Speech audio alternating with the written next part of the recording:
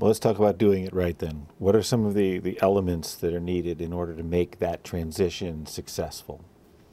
I've been talking a lot lately about this concept of upside-down planning. One of the first questions that I always get whenever I talk about this is, how do you do that? There's not enough staff. We don't know how to do this. It's not going to work. I love that one. It's not going to work.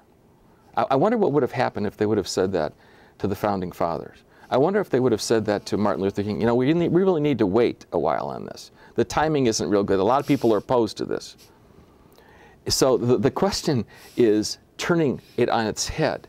And believe it or not, in terms of the chain of development, how is right above why.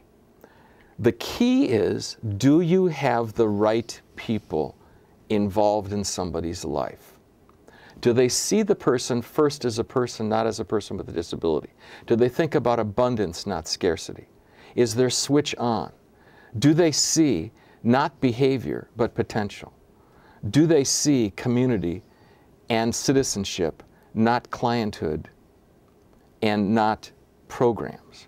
So the first thing is having the right people. The next thing is saying, what are you going to do?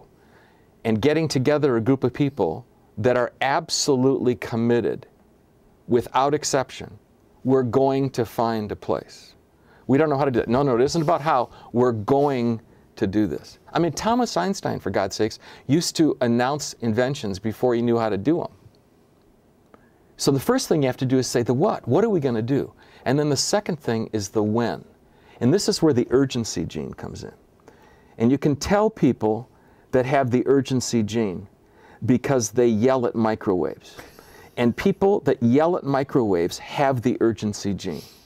Because we always say, it's not moving fast enough, it's not moving fast enough. Now the counterbalance to that is it the right speed? Because you do need to move with deliberate speed and make sure that the supports are in place. You need to make sure that the person's connected to the community.